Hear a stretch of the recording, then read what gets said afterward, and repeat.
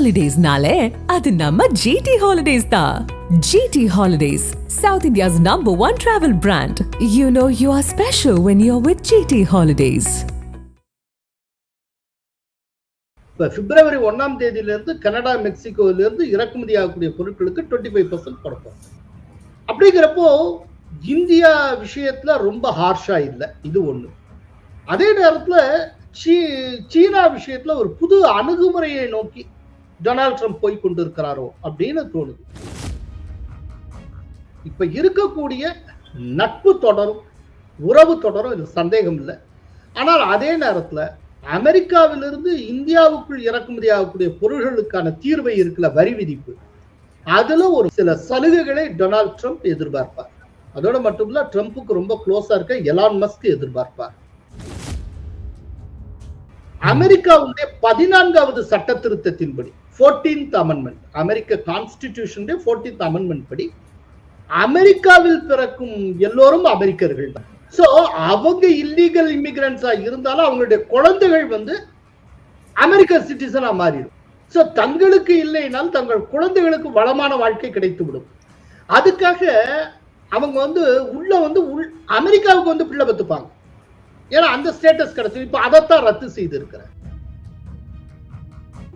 இப்ப இந்தியன்ஸ் பெரும்பாலானவங்க எப்படி ப்ராப்பரா விசா எடுக்கிறாங்க, போறாங்க, போயிட்டு அங்க பல காலம் தங்கி இருக்காங்க, அப்புறம் முறைப்படி கிரீன் கார்டுக்கு அப்ளை பண்றாங்க, அப்புறம் அதுக்கு மேலே இருக்கிறப்ப சிட்டிசன்ஷிப் வாங்க. இதெல்லாம் ப்ராசஸ். இப்ப இந்த விதமா எந்த ப்ராசஸுக்குமே தன்னை உட்படுத்திக் கொள்ளாம ட்ரம்ப் கை வச்சிருக்கிறது சட்டவிரோதமாக உள்ளே வந்தவர்கள், அதாவது அன்டாக்குமெண்டட் மைக்ரன்ட்ஸ். இல்லீகலா உள்ள நுழைஞ்சவன் ஓட்டர்ஸ் ஐடியோட உட்கார்ந்துட்டு இருக்காங்க. கேட்டா அவன் 4 எலெக்ஷன் நான் ஓட்டு போட்டிருக்கேன்பா. உலகத்திலேயே குடியுரிமை பெறாமல் வாக்குரிமை பெற முடியும் அப்படிங்கிறது இந்தியாவில் மட்டும்தான் சாத்தியம். அதனால டொனால்ட் ட்ரம்ப் எடுத்திருக்கிற நடவடிக்கை இந்திய அரசுக்கு ஒரு பாடம். அவரை போற போல்டா எடுத்துதான் ஆகணும், வேற வழி இல்லை. நேயர்களுக்கு அன்பு வணக்கம். இன்றைய சிறப்பு நேர்காணலில் நம்முடன் இணைந்திருக்கிறார் மூத்த பத்திரிகையாளர் கோலால ஸ்ரீனிவாஸ் அவர்கள். சார் வணக்கம். வணக்கம் சார். அமெரிக்க அதிபராக ட்ரம்ப் பதவியேற்றிருக்கிறார். பதவியேற்ற உடனேயே அவருடைய பெயருக்கு என்ன எதிர்பார்க்கப்படுதோ அதுக்கான அதிரடிகளும் தொடங்கி இருக்கின்றன. குறிப்பாக இந்த ஓரின சேர்க்கை உள்ளிட்ட இந்த விஷயங்கள் எல்லாத்துக்குமே தடை அப்படிங்கிற மாதிரி விஷயங்கள்லாம் போயிட்டு இருக்கு அப்படிங்கிறத பாக்குறோம். இதுல இப்போ இந்தியா தொடர்பாக இந்தியன் சைட்ல இருந்து இந்த விஷயத்தை நம்ம பார்க்கணும் அப்படின்னா, ட்ரம்புடைய இப்ப இந்த வருகை அப்படிங்கிறது, அவர் மீண்டும் இந்த அதிகாரத்துக்கு வந்திருக்கிறது அப்படிங்கிறது எந்தெந்த வகையில் இந்தியாவுக்கு அனுகூலம் சேர்க்கும்? பொதுவா ஏற்கனவே இருந்த நட்பு அதை ட்ரம்ப் தொடர்வார். ஏற்கனவே இருக்கிற உறவு தொடரும், இல்ல எந்த பிரச்சனையும் இல்லை.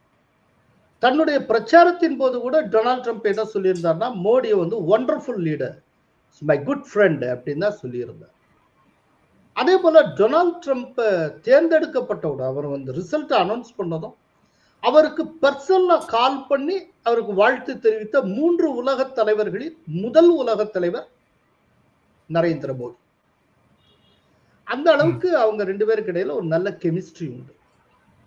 இப்ப கூட பாத்தீங்கன்னா, அவர் பதவியேற்ற முதல் நாள்ல ட்ரம்ப் நிறைய அடுத்தடுத்து எக்ஸிகியூட்டிவ் ஆர்டர்ஸ் போட்டிருக்க. அதுல ஒரு இது என்னன்னா, அது எக்ஸிகியூட்டிவ் ஆர்டர் இல்ல, அவர் ஓவல் ஆபீஸ்ல அவர் பதவியேற்றப்ப சொன்னது என்ன அப்படின்னா, பிப்ரவரி 1ஆம் தேதியிலிருந்து மெக்சிகோ மற்றும் கனடாவிலிருந்து அமெரிக்காவுக்கு இறக்குமதியாகும் பொருள்கள் மீது 25% கூடுதல் வரி விதிக்கப்படும் அப்படின்னு அவர் சொல்லியிருக்கிறார். இது ஏற்கனவே அவர் பலமுறை சொன்னது. அதோட அவர் இன்னொன்னு சொல்லியிருந்தார், சீன பொருட்களுக்கு 60% வரி விதிப்பேன். அதே போல இடையில ஒரு தடவை சொல்லியிருந்தார், என்னன்னா இந்தியாவில் இறக்குமதி வரி ரொம்ப அதிகமா இருக்கு. இப்ப அமெரிக்கால இருந்து இந்தியாவுக்குள்ள போகக்கூடிய பொருட்களுக்கு சில இதுக்குள்ள 100% வரி எல்லாம் இருக்கு. இப்படி கண்ணா பின்னால வரிய போட்டா நாங்களும் இந்திய பொருட்கள் மீது வரி விதிப்போம், அதாவது அமெரிக்காவுக்கு இறக்குமதி ஆகக்கூடிய இந்திய பொருட்கள் மீதும் நாங்கள் வரி விதிப்போம்னு சொல்லியிருந்தார். இப்ப பாத்தீங்கன்னா, டொனால்ட் ட்ரம்ப் ஏற்கனவே சொன்னதில்ல, கனடா மெக்சிகன் பொருட்களுக்கு தான் வரி விதித்து இருக்கிறார். அதே நேரத்தில் சீனா இந்தியா தொடர்பான பொருட்களுக்கு இன்னும் வரி விதிப்பு போடல, அதுக்கு அதை பத்தி பேசல. இப்ப பிப்ரவரி 1ஆம் தேதியிலிருந்து கனடா, மெக்சிகோவிலிருந்து இறக்குமதி ஆகக்கூடிய பொருட்களுக்கு 25% கொடுப்போம். அப்படிங்கிறப்போ இந்தியா விஷயத்துல ரொம்ப ஹார்ஷா இல்லை, இது ஒண்ணு. அதே நேரத்துல சீனா விஷயத்துல ஒரு புது அணுகுமுறையை நோக்கி டொனால்ட் ட்ரம்ப் போய் கொண்டிருக்கிறாரோ அப்படின்னு தோணுது. ஏன்னா இதுக்கு முன்னால டொனால்ட் ட்ரம்ப் சொன்னப்போ ஒரு தடவை அவர் சொல்லியிருக்கிறார், என்னன்னா G7 கண்ட்ரிஸ், G20 இருக்கு மாதிரி G2 கண்ட்ரிஸ்ன்னு ஒன்று ஒரு ஃபோரம் கொண்டு வரணும் அப்படின்னு. G7னா அந்த 7 நாடுகள் இருக்கும், G20னா 20 நாடுகள் இருக்கும். அதே போல G2ல 2 நாடுகள் இருக்கும். அந்த 2 நாடு எதுனா அமெரிக்கா, சீனா. இந்த 2 நாடுகளும் ஒரு ஒத்திசைவான கருத்தோட, சீனாவும் அமெரிக்காவும் ஒரு ஒத்திசைவான கருத்தோட ரொம்ப நெருங்கி வந்தா உலக பிரச்சனைகள் அனைத்துக்கும் தீர்வு காண முடியும் அப்படின்னு சொல்லி G2ன்னு ஒன்று ஆரம்பிக்கலாம் அப்படின்னு கூட அவர் சொல்லி இருக்கிறார். இந்த மாதிரி அட்டம்ப்ட்லாம் இதுக்கு முன்னால டொனால்ட் ட்ரம்ப் ஃபர்ஸ்ட் டைம் கூட பண்ணியிருக்காரு. அப்ப பாத்தீங்கன்னா அமெரிக்காவுடைய பரம விரோதி என்று நினைக்கக்கூடிய வடகொரிய அதிபரை சிங்கப்பூர்ல வச்சு சந்திச்சார். அதே போல சீனாவுடன் நெருங்க முடியுமான்னு பார்க்கிறார். ஆனால் சீனாவுடன் அவர் மேற்கொள்ளுகிற நெருக்கம் என்பது இந்தியாவுக்கு எதிரானதாக இருக்காது. ஏன்னா சீனாவை கட்டுப்படுத்துக்க குவாடுங்கிற அமைப்பு இருக்கு. அந்த குவாடு அமைப்பினுடைய சம்மிட், உச்சி மாநாடு இந்த தடவை இந்தியாவில் நடக்க போகிறது, இந்தியா தலைமையில நடக்க போகிறது. அதுக்கு டொனால்ட் ட்ரம்ப் வருவார், அமெரிக்க அதிபர் என்கிற முறையில். அந்த குவாடுல இருந்து ஒன்றும் அமெரிக்கா வெளியேற போறது இல்லை. பட் உலக பிரச்சனைகள் தலைவலிக்கு தீர்வு காணக்கூடிய விதத்துல சீனாவுடன் இன்னும் நெருக்கமாக இருக்கலாம் அப்படிங்கிறது ட்ரம்பினுடைய விருப்பம். ஆனால் அதை சீனா ஏற்குமா இல்லையான்னு நமக்கு தெரியாது. அதனால இப்ப இருக்கக்கூடிய நட்பு தொடரும், உறவு தொடரும், இது சந்தேகம் இல்லை. ஆனால் அதே நேரத்துல அமெரிக்காவிலிருந்து இந்தியாவுக்குள் இறக்குமதி ஆகக்கூடிய பொருள்களுக்கான தீர்வை இருக்குல்ல, வரி விதிப்பு, அதுல ஒரு மாற்றம் நிகழ வேண்டும் என்று ட்ரம்ப் எதிர்பார்ப்பார். அதோட மட்டும் இல்ல, ட்ரம்ப்புக்கு ரொம்ப க்ளோஸா இருக்க எலான் மஸ்க் எதிர்பார்ப்பார். ஏன்னா எலான் மஸ்க் டெஸ்லா கார் இருக்குல்ல, அந்த காரை இங்க இறக்குமதி பண்றதுக்கு அனுமதி கேட்டாங்க. அப்போ 100% வரி விதிப்பு போட்டாங்க. உடனே எலான் மஸ்க் அப்படியெல்லாம் வரி விதிக்க முடியாது, எங்களுக்குன்னு ஸ்பெஷலா ஒரு வரி விதிப்பு கோட்பாட்டை இந்திய அரசு கடைபிடிக்க வேண்டும், குறைவாக வரி விதிக்க வேண்டும் அப்படின்னு வேண்டுகோள் விடுத்தார். அப்ப பியூஷ் கோயல் என்ன பதில் சொன்னார்னா, நாங்க வரி விதிப்பு கோட்பாடுங்கிறது ரொம்ப பொதுவானது, ஒவ்வொருத்தருக்கும் ஒவ்வொரு கம்பெனிக்கும் ஒவ்வொரு விதமான வரி விதிப்பு கோட்பாட்டுல நாங்க பண்ண முடியாது அப்படின்னு சொல்லி அவர் பதில் சொல்லியிருந்தார். அது சொல்லிட்டு பியூஷ் கோயல் இன்னொன்னு சொன்னார், நீங்க அப்படி பண்றதுக்கு பதிலா இன்னொன்னு செய்யலாம், நீங்க ஏன் இறக்குமதி செய்யணும், எங்க நாட்டுல காரை உற்பத்தி பண்ணுங்க, எங்க நாட்டுல இருந்து நீங்க ஏற்றுமதி பண்ணுங்க. ஏன்னா எங்க நாட்டிலே இன்வெஸ்ட் பண்ணி முதலீடு செய்து நீங்க தொழில ஆரம்பிச்சீங்கன்னா அதுக்கு இந்திய அரசு பல சலுகைகள் தருகிறது, நிறைய உங்களுக்கு ரிபேட் தரும், அதெல்லாம் நீங்க அவைல் பண்ணலாமே. இப்ப அதன் மூலமா இந்த வரி விதிப்புல இருந்து நீங்க தப்பிக்கலாம். எங்கெல்ல உங்க இதோட கம்பேர் பண்ணும்போது சீப் லேபர் கிடைக்குது, எங்களுக்கு வேலை வாய்ப்பு கிடைக்கும், எங்க நாட்டை சேர்ந்தவங்களுக்கு, உங்களுக்கு கார் உற்பத்தி நடக்கும். சோ இந்தியாவில உற்பத்தி செஞ்சு இந்தியாவில இருந்து நீங்க ஏற்றுமதி பண்ணுங்க அப்படின்னு கூட சொல்லி பார்த்தார் பியூஷ் கோயல்.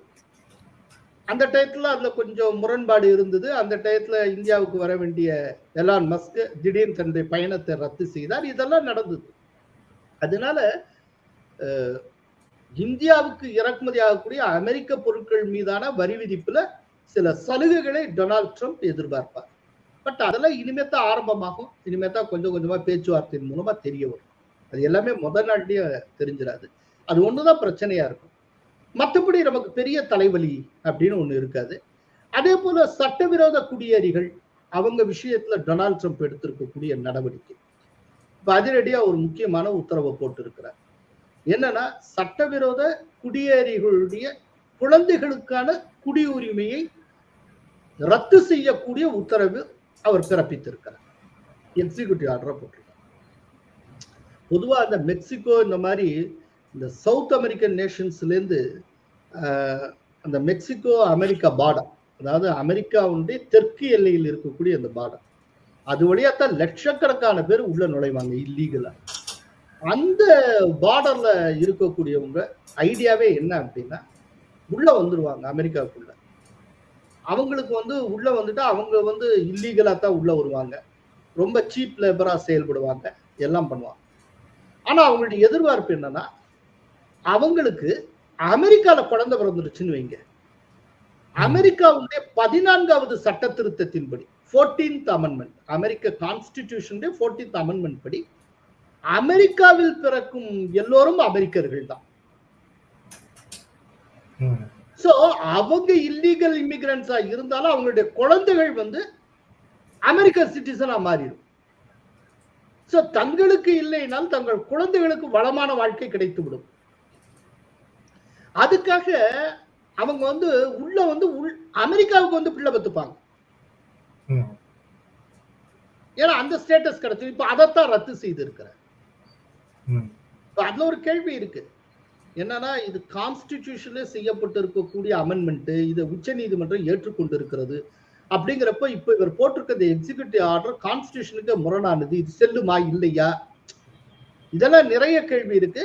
ஆனால் இதை செல்ல வைப்பதற்காக புதிய விதிகளை டொனால்ட் ட்ரம்ப் கொண்டு வருவார்னு சொல்றாங்க. அது என்ன அப்படின்னா, அந்த குழந்தையுடைய பெற்றோர்ல யாராவது ஒருத்தர் அமெரிக்கன் சிட்டிசனா இருக்கணும், இல்லாட்டி அமெரிக்காவுக்குள் சட்டபூர்வமாக நுழைந்து அமெரிக்கால நீண்ட காலமாக வசிக்கக்கூடியவரா இருக்கணும். அப்படி இருக்கிற குழந்தைகளுக்கு சிட்டிசன்ஷிப் தரலாம் அப்படிங்கிற மாதிரி ட்ரம்ப் கொண்டு வருவார்னு சொல்றாரு.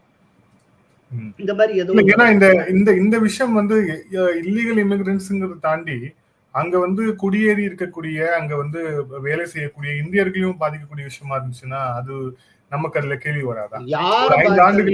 ஒரு 5 ஆண்டுகளுக்கு மேல ஒரு இந்தியர் போய் வேலை செய்யறாங்க, குடும்பத்துல வேலை செய்யறாங்க, அங்க அவங்களுக்கு குழந்தை பிறக்குது அப்படின்னா இப்போ அவங்களுக்கும் ஒரு எதிர்பார்ப்பு இருக்குல்ல, அது அமெரிக்க சிட்டிசன். இப்ப அங்கேயும் தானே இது கேள்விக்குறியாக்கும். ட்ரம்ப் கை வச்சிருக்கிறது சட்டவிரோதமாக உள்ளே வந்தவர்கள், அதாவது அன்டாக்குமெண்டட் மைக்ரன்ட்ஸ். அன்டாக்குமெண்ட், எந்த ஆவணங்களும் இல்லாமல், எந்த ஆவணங்களையும் காட்டாமல். இப்ப இந்தியன்ஸ் பெரும்பாலானவங்க எப்படி ப்ராப்பரா விசா எடுக்கிறாங்க, போறாங்க, போயிட்டு அங்க பல காலம் தங்கி இருக்காங்க, அப்புறம் முறைப்படி கிரீன் கார்டுக்கு அப்ளை பண்றாங்க, அப்புறம் அதுக்கு மேலே இருக்கிறப்ப சிட்டிசன்ஷிப் வாங்க. இதெல்லாம் ப்ராசஸ்.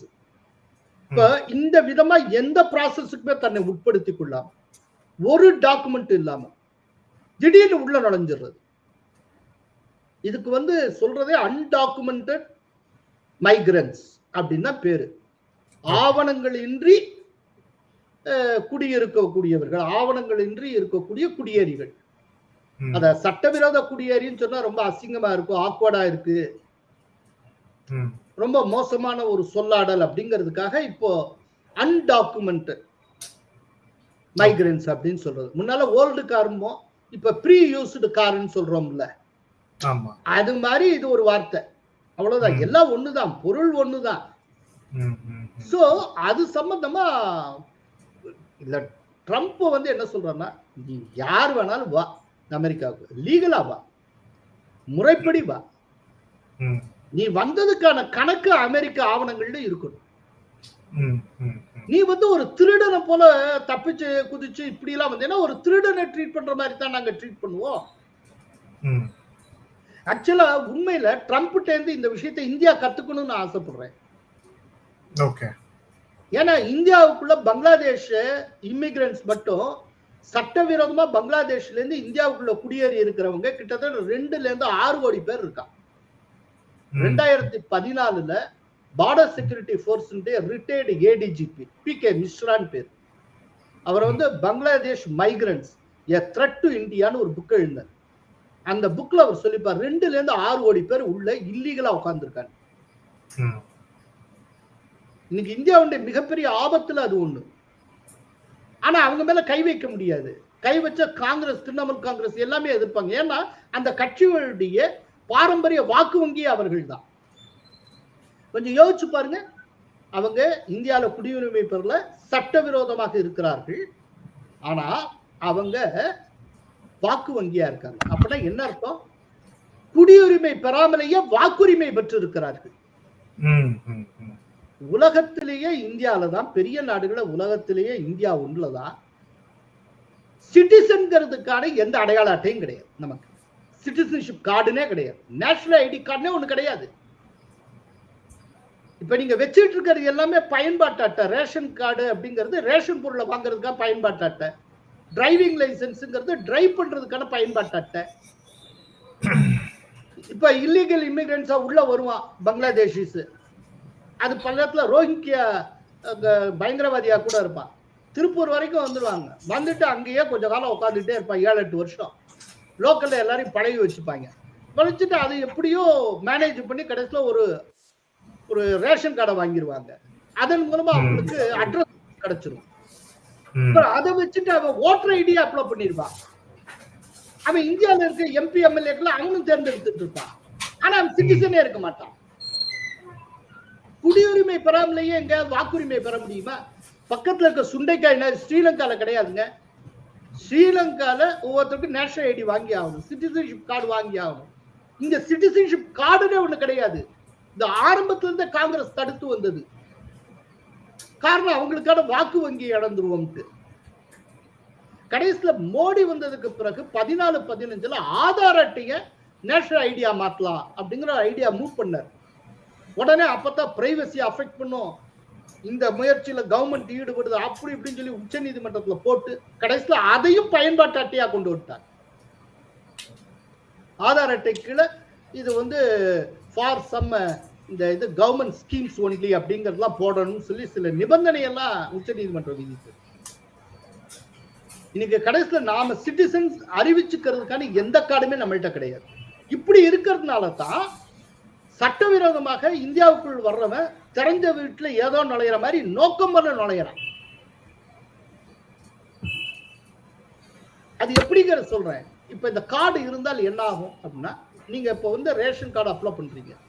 ரேஷன் கார்டு அப்ளை பண்ணவே அதுக்கு உண்டான ஃபார்ம்ல முதல் பேரு உங்க பேரு, ரெண்டாவது உங்க நேஷனல் ஐடி நம்பர்னு இருக்கும். இப்ப எதுனால ஆதார் நம்பர் கேட்கறாங்கல்ல, அது போல நேஷனல் ஐடி நம்பர்னு இருக்கும். சிட்டிசன்ஷிப் கார்டு நம்பர்னு கேட்கும். அது நீங்க எதுனாலும் டிரைவிங் லைசன்ஸ் எதுனாலும் நீங்க இல்லீகலா வந்தவன் அதை ஃபில்அப் பண்ணவே முடியாது.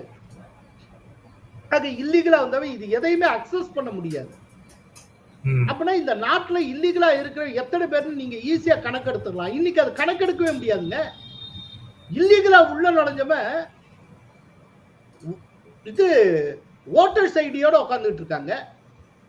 கேட்டா அவன் 4 எலெக்ஷன் நான் ஓட்டு போட்டிருக்கேன்பா.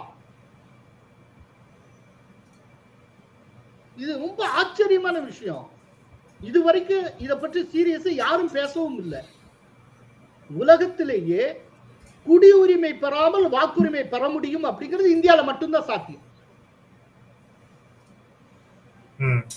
அதனால டொனால்ட் ட்ரம்ப் எடுத்திருக்கிற நடவடிக்கை இந்திய அரசுக்கு ஒரு பாடம். அவரை போற போல்டா எடுத்துதான் ஆகணும், வேற வழி இல்லை. சார், இதுல இன்னொரு முக்கியமா கவனிக்கத்தக்க ஒரு விஷயம் என்ன அப்படின்னா, ட்ரம்ப் அட்மினிஸ்ட்ரேஷன்ல இந்திய வம்சாவளியை சேர்ந்தவர்கள் அதிகமாக ஒரு முக்கியமான இடங்கள்ல இருக்கிறாங்க. குறிப்பா அது கேஷ் பட்டேல் ஆகட்டும், விவேக் ராமசாமி ஆகட்டும், ஸ்ரீராம் கிருஷ்ணன் ஆகட்டும், எல்லாருமே ரொம்ப முக்கியமான FBI போன்ற ஒரு முக்கியமான துறையில்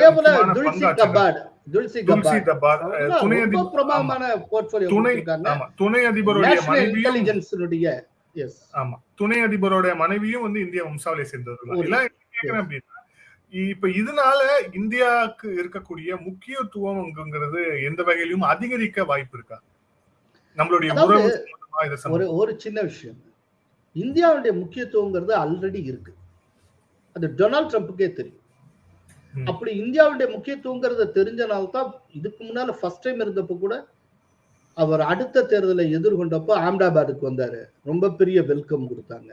அதே போல அவர் அதிபராக இருந்தப்போ ஹவுடே மோடி அப்படின்னு சொல்லிட்டு அவர் ஆர்கனைஸ் பண்ணாரு மோடியை வரவேற்கிறதுக்கு.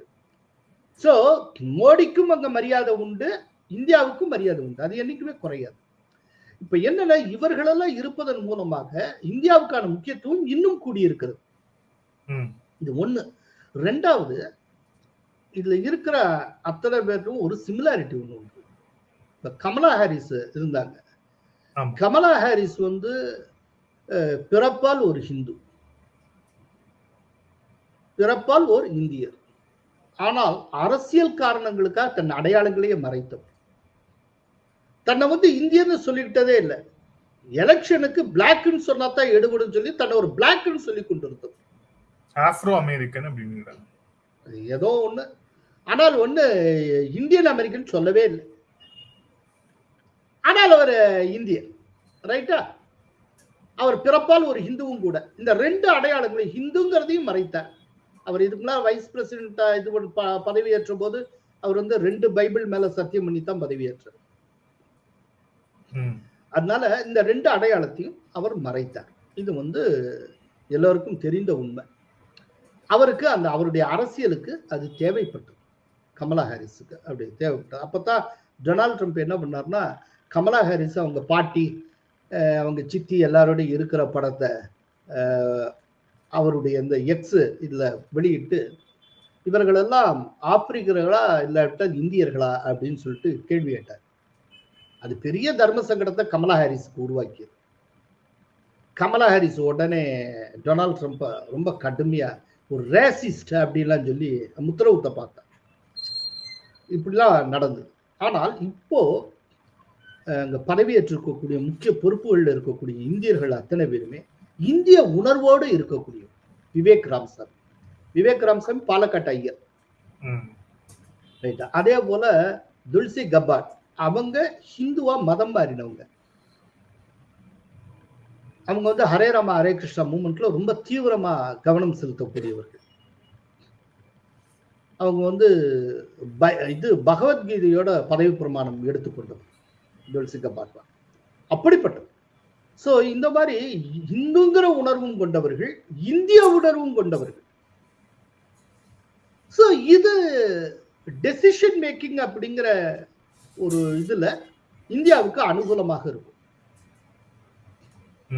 இப்போ நேஷனல் இன்டெலிஜென்ஸினுடைய டைரக்டராக துல்சி கபாட் வந்திருக்கிறார். அவருக்கு கீழே தான் காலிஸ்தான் பயங்கரவாதி பன்னூன் அது சம்பந்தப்பட்டதெல்லாம் வரும். இப்ப அவர் அதை எப்படி டீல் பண்ணுவார் கொஞ்சம் யோசிச்சு பாருங்க. இப்ப இதுக்கு முன்னால ஜோ பைடன் இருந்தப்போ பன்னூன் விஷயத்துல எப்படியெல்லாம் அவங்க நடந்துக்கிட்டாங்க.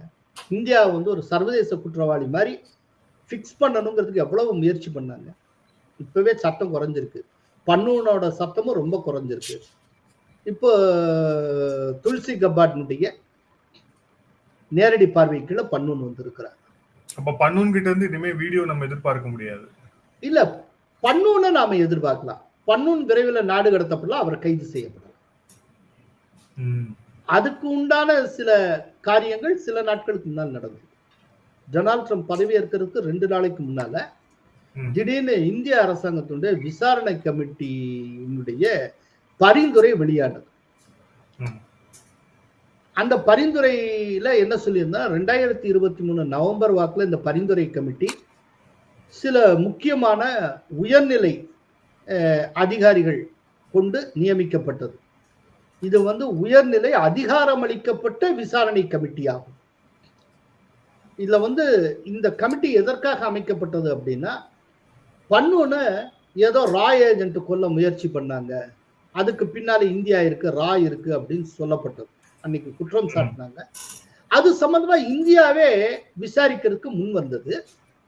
அதன்படி இந்த விசாரணை கமிட்டி தன்னுடைய அறிக்கையை சமர்ப்பிக்கிறது அப்படின்னு சொல்லிட்டு, அதுல ஒரு இடத்துல என்ன வருது அப்படின்னா, இது தொடர்பாக ஒரு குறிப்பிட்ட தனிநபர் சட்டபூர்வமான விசாரணைக்கு உட்படுத்தப்பட வேண்டும், இதனை நாங்கள் பரிந்துரையாக வழங்குகிறோம். எங்களுடைய இந்த விசாரணை கமிட்டியுடைய செயல்பாட்டில் அமெரிக்க அதிகாரிகள் தீவிரமாகவும் ஆர்வமாகவும் ஒத்துழைப்பு தந்தார்கள். இந்த விசாரணை தொடர்பாக அமெரிக்க அதிகாரிகள் இந்தியாவுக்கு சென்றார்கள், இந்திய அதிகாரிகள் அமெரிக்கா சென்று வந்தார்கள். ஒரு குறிப்பிட்ட ஒரு தனிநபர் தீவிரமாக சட்ட விசாரணைக்கு உட்படுத்தப்பட வேண்டும் என்று நாங்கள் பரிந்துரைக்கிறோம் அப்படின்றது. அந்த தனிநபருடைய பெயர் என்ன அப்படிங்கிறது நமக்கு தெரியாது. இந்த அறிக்கையில இருக்கு, ஆனா மீடியால வெளியான அறிக்கையில தனிநபர்ங்கிற வார்த்தை தான் இருக்கு, பர்டிகுலர் இண்டிவிஜுவல் தான் இருக்கு. அது பன்னூனாக இருக்கும் அப்படிங்கிறது எல்லாருடைய யூகம். ஆனா என்ன, இப்போ அவர் மேல குற்றச்சாட்டு இருந்தாலும் கூட அவர் அமெரிக்க சிட்டிசன் அப்படிங்கிற ஒரு டேகும் ஒரு பின்னாடி இருக்கு அப்படிங்கறதால இல்ல, ஆனால் அமெரிக்காவுக்கும் இந்தியாவுக்கும் இடையில இந்த மாதிரியான தேடப்படும் குற்றவாளிகளை நீங்க ஒப்படைக்கிறதுக்கான ஒப்பந்தம் கையெழுத்தாகிறது. அந்த ஒப்பந்தத்தின் கீழே அவர் இந்திய அரசிடம் ஒப்படைக்கப்படலாம், கைது செய்யப்படலாம். இதுல இன்னொரு ஒரு ஆஸ்பெக்ட் என்ன அப்படின்னா, இந்தியாவுடைய அணுசக்தி, இந்தியாவுடைய அந்த நியூக்ளியர் எனர்ஜி அப்படிங்கிறதும் அந்த நியூக்ளியர் பவர் அப்படிங்கிறதும் இப்ப இந்த ரெஜிம்ல ட்ரம்போட செகண்ட் 2.0 ரெஜிம்ல அது இன்னும் நமக்கு இந்தியாவுக்கு பலம் சேர்க்குமா அப்படிங்கிற ஒரு கேள்வி இருக்கு. ஏற்கனவே பைடனுடைய கடைசி அந்த ரெஜிமுடைய கடைசி ஒரு சைன் நடந்தது. இருந்தாலும் இப்ப அது கண்டினியூ ஆகுமா இல்ல அதுல எதுவும் மாற்றம் இருக்குமா? இல்ல, பைடனுடைய ஆட்சி காலத்துல யாரு நேஷனல் செக்யூரிட்டி அட்வைசரா அமெரிக்காவுக்கு இருந்தாரோ அவர் ரீசெண்டா வந்திருந்தார். இந்த ட்ரம்ப் பதவியேற்கிறதுக்கு ஒரு வாரத்துக்கு முன்னால வந்திருந்தார்.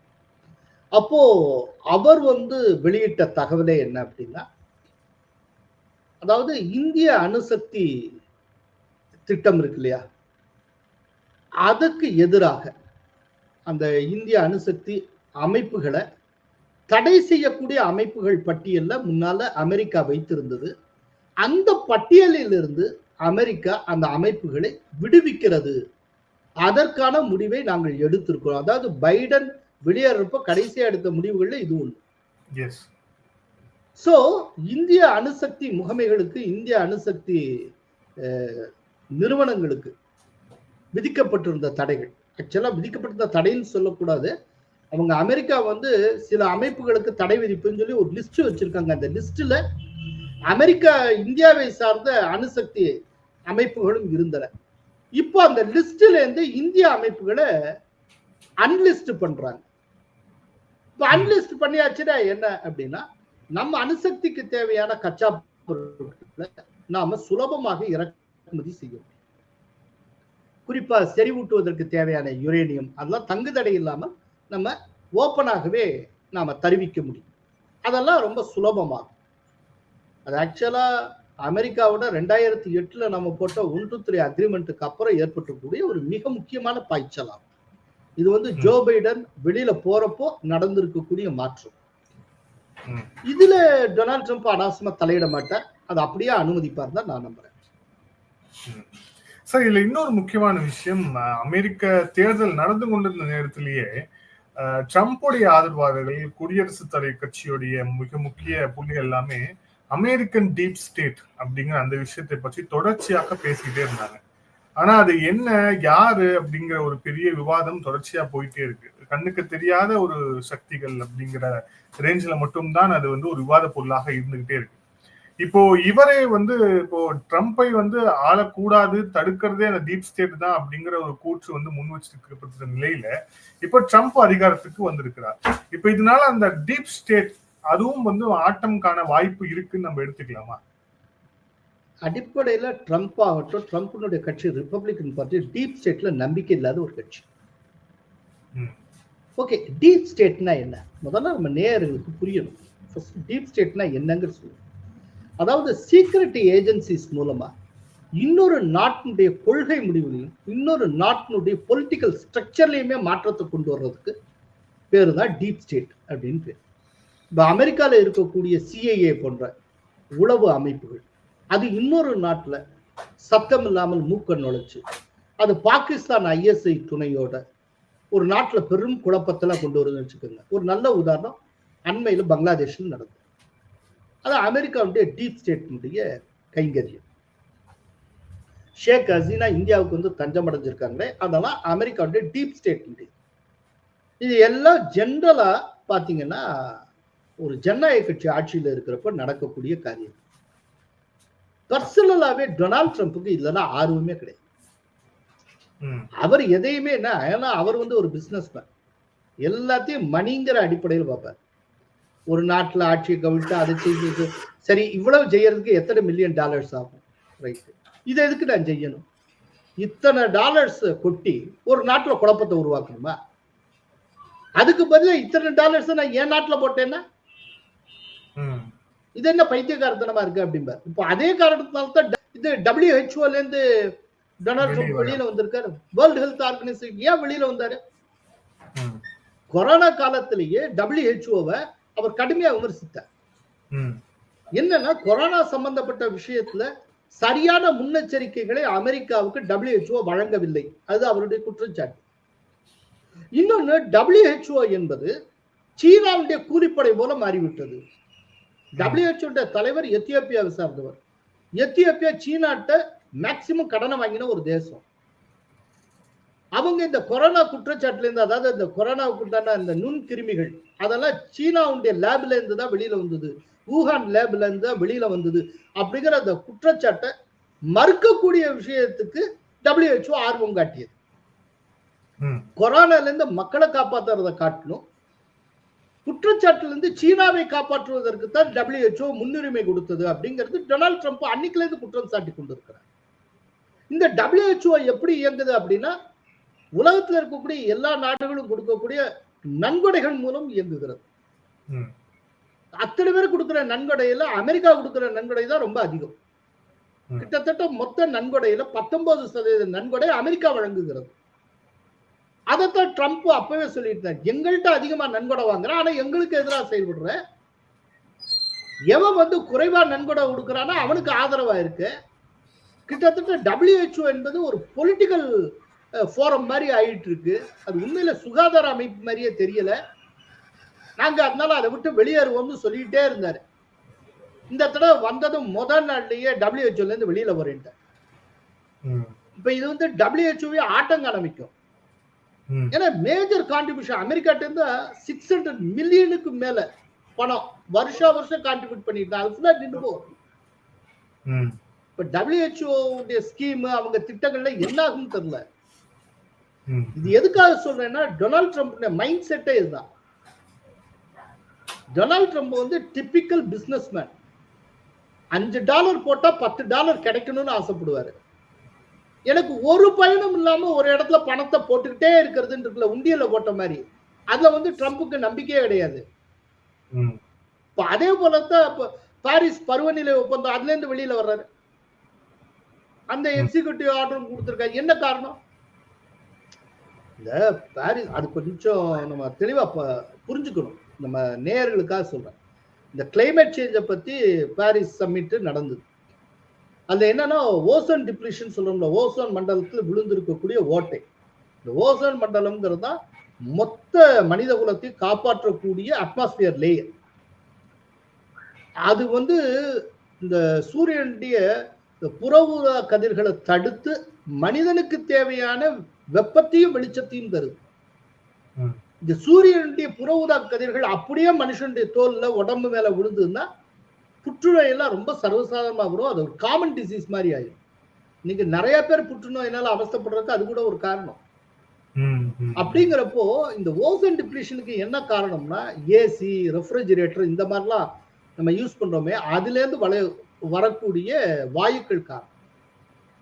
இப்ப என்ன அப்படின்னா, இதற்கான நஷ்ட ஈடு, இதை தடுக்கும் முயற்சிகள்ல உலக நாடுகள் எல்லாம் சம அளவுக்கு டொனேஷன்ஸ் கொடுத்து அதை சமாளிக்கணும் அப்படிங்கிறது அமெரிக்காவுடைய நிலைப்பாடா இருந்தது. அப்போ இந்தியா உள்ளிட்ட வளரும் நாடுகள் என்ன கூறின அப்படின்னா, ஐயா ஓசோன் டிப்ளீஷனுக்கு காரணமே இந்த ஏசி, ரெஃப்ரிஜிரேட்டர் இந்த மாதிரி தான். இப்ப நாங்க வளரும் நாடுகள், எங்க நாட்டுல வறுமை கோட்டுக்குள்ளே எத்தனை கோடி பேர் இருக்காங்க. சோ இந்த மாதிரி ஏசி, ரெஃப்ரிஜிரேட்டர் இந்த மாதிரியான விஷயங்களை ரொம்ப அதிகமா பயன்படுத்துது வளர்ந்த நாடுகள். சோ ஓசோன் டிப்ளீஷனுக்கு உண்டான காரணங்கள் 80% காரணம் வளரும் நாடுகள்ல இருந்து தான் வருது. அவர்கள் தான் 80% அளவுக்கு அந்த ஓட்டம் விழுந்ததுக்கு காரணம். 20% அளவுக்கு தான் மற்ற நாடுகள். அப்ப நான் எவ்வளவு காரணமா இருந்திருக்கேன்னா அந்த அளவுக்கு நான் கான்ட்ரிபியூட் பண்றேன். நீ எந்த அளவுக்கு காரணமா இருக்க அந்த அளவுக்கு நீ கான்ட்ரிபியூட் பண்ணணும்ல. அப்படின்னா நீங்க அதிகமா நன்கொடை கொடுக்கணும், நாங்க குறைவா நன்கொடை கொடுப்போம் நம்ம சொன்னோம். இந்தியா அப்படித்தான் இருக்கு. சீனாவும் கூட அதே நிலைப்பாடுதான். இது ட்ரம்ப் அப்பவே ஏற்கல. ஏற்காமல் இருந்து அவர் ஃபர்ஸ்ட் பிரசிடென்டா இருந்த டயத்துல அதுல இருந்து புல் அவுட் ஆனார், வெளியில வந்தார். அப்புறம் ஜோ பைடன் அதிபர் ஆனதுக்கு அப்புறம் திரும்ப உள்ள வந்தாரு. இப்போ ட்ரம்ப் மீண்டும் அதிபராக திரும்ப வெளியில போயிருக்கிறார். சோ இப்போ இந்த நேர்காணல் இறுதியான கேள்வியா, இப்ப இந்த அமெரிக்காவுடைய இந்த புதிய அரசு பதவி ஏற்றது அப்படிங்கிறது இப்ப நம்ம இந்தியா சைட்ல நம்ம என்னென்ன விஷயங்கள் நடக்க வாய்ப்பு இருக்கு அப்படிங்கிற அந்த ஒரு ஆங்கிள் பார்த்துட்டோம். இப்போ சைனா வெர்சஸ் அமெரிக்கா அப்படிங்கிற அந்த ஒரு பாயிண்ட் ஆஃப் வியூ இருக்கு. ஏன் அப்படின்னா, என்னதான் G20 பத்தி அவர் G2 அமைக்கப்படணுங்கிற அளவுக்கு ட்ரம்ப் பேசினாருன்னு நீங்க குறிப்பிட்டீங்க. ஆனாலும் இந்த தேர்தல்ல அவர் வந்து தன்னுடைய முதல் எதிரியாக வைத்தது சீனாவை தான். சோ வந்து இப்ப சீனாவை நோக்கி அமெரிக்காவுடைய விஷயங்கள் என்னென்னவாக இருக்கிறதுக்கான வாய்ப்பு இருக்கு? குறிப்பாக அது வந்து ஒரு ஒரு ஒரு ட்ரேட் வார் அந்த மாதிரியான சுச்சுவேஷன் நடக்க திருப்பியும் வாய்ப்பு இருக்கா? இல்ல வேற மாதிரியான விஷயங்கள் இப்ப தாய்வான்ல இப்ப இஷ்யூ போயிட்டு இருக்கு, இல்ல அங்க எதுவும் கை வைக்க வாய்ப்பு இருக்கா? என்ன வாய்ப்புகள் இருக்கு? என்ன வாய்ப்புகள் இருக்குன்னா அது கொஞ்சம் அந்த என்ன வாய்ப்புங்கிற முடிவு செய்யறதுக்கு கொஞ்சம் டைம் எடுத்துப்பார் ட்ரம்ப்.